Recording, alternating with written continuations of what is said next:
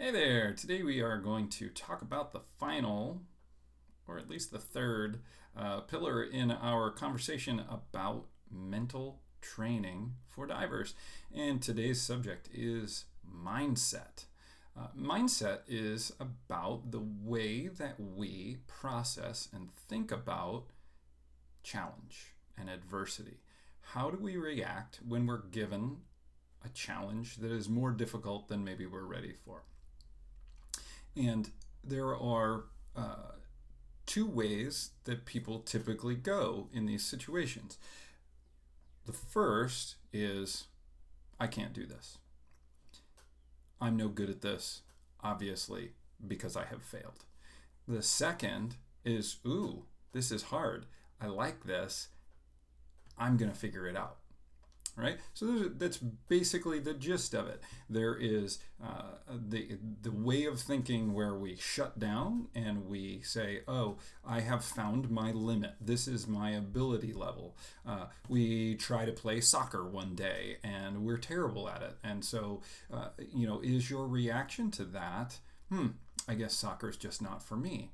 Or is it, man, I really like soccer. I was terrible. Maybe I can be a little bit better the next time. Maybe I should look something up or read something. Or now, it's easy to think, oh well, I'm this kind of person or I'm that kind of person. But what I find is that people are both things. People have what you would call a fixed mindset, or that sort of attitude that, oh, yeah, that's not something I'm very good at, so I just don't do that. That's a fixed mindset. The other side of that is the growth mindset, which is, I'm not good at this yet. I can get better at this. I'm going to work on it. Well, I think that if you really look carefully at the things that you have faced in your life, the adversity, the different subjects that you've had to deal with, maybe in school, in athletics, in life, you're going to find that you have a growth mindset about some things and you have a fixed mindset about other things. So this is really about looking at our assumptions, right? So as an athlete and as a person, we have certain things, ways that we think. We have assumptions. Our assumptions about, oh, I'm a talented diver. I'm an extroverted person. I'm really good at math. I'm really terrible at writing. We make these assumptions about ourselves, and what they do for us is they allow us to stop trying. Assumptions allow us to stop thinking about something, right? Which, maybe is a good thing. I assume that I will never be an Olympic track and field athlete. I'm good. I'm not going to worry about that. I'm not going to run that over in my mind. I'm done with it, right? I'm going to save myself the trouble of thinking about that. And that can be useful if you are, maybe you've been back and forth about a decision, right? And you make a decision in one direction or the other. It's okay then to let go of that other thing and assume this is how I'm moving forward. That's healthy, right? To be able to let go of another path that you could have taken but you didn't. What's not healthy is making those assumptions about something that you haven't really pushed on and investigated. So let's put this back in the world of diving. Think of growth versus fixed mindsets as yet versus now, right? Yet is, I'm not good at that yet. The fixed mindset is, I'm not good at that now. And now is forever. And so we're done with that, right? In diving, we do this. I think every diver I ever coached and taught a platform list to, the first day they walked in the pool, they looked up at the 10 meter and said, yeah, I am never, ever going to do that. right? Most of us look at that and go, that's madness. I would never do that. Or they look at the 3 meter. I would never do that. Or they see somebody do an inward dive. I would never do that, right? Well, that is a very fixed mindset about that particular thing. Other areas where divers have fixed mindsets that are sort of typical are I'm not flexible. I don't have good form. My hurdle is terrible. There's another way to think about that, though, and that is my hurdle isn't very good yet. And that changes the meaning for you inside your head, and that's where these things actually matter. How you think about what you're able to do and what your potential is moving forward will affect your mindset in the moment when you're training. So how quickly do you give up on a correction when it gets frustrating?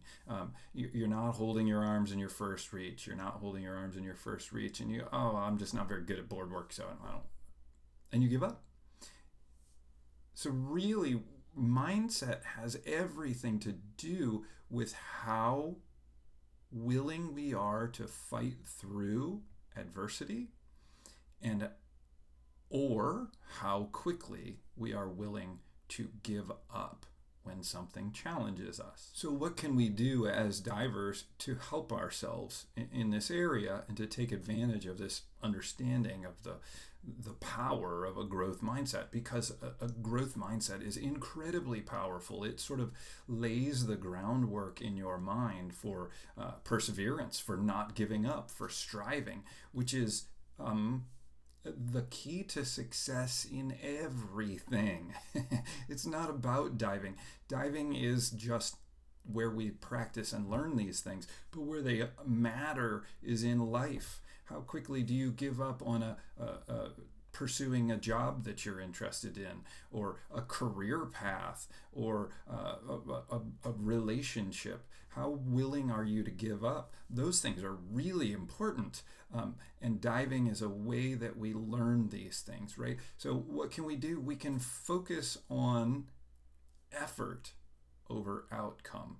So you can be proud of so many different things as a diver as you watch your results over time, right? So you can go on divemeets.com and you can look at the average meet score, the average score that you get on any particular dive, and you can see your progress over time.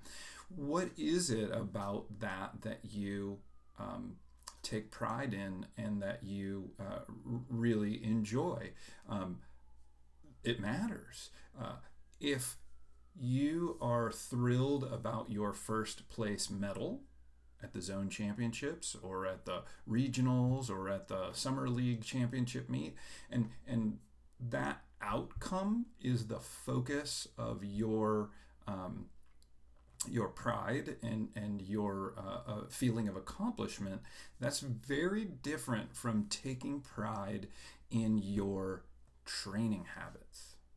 If you take pride in your training habits, there is no limit to the number of medals you will get in the long run, because by taking pride in your training habits, in your level of effort, in your attention to detail, in your mindfulness, in your willingness to complete each task at a level of excellence, if you take pride in those things, then you're going to sort of lay the groundwork for continual improvement over time.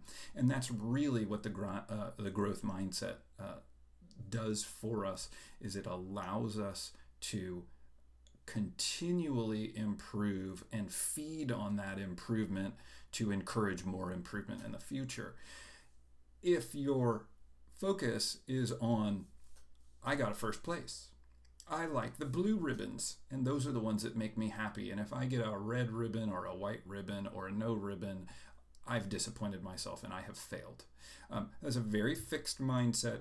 It's very limiting in the value of what it is that you take pride in and the accomplishment that you focus on. So I would encourage you to focus on effort over outcome.